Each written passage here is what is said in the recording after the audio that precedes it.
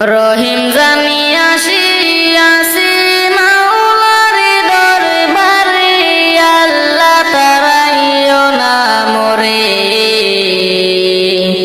তোমারি দরজার গোলাম তোমারি দুয়ারে।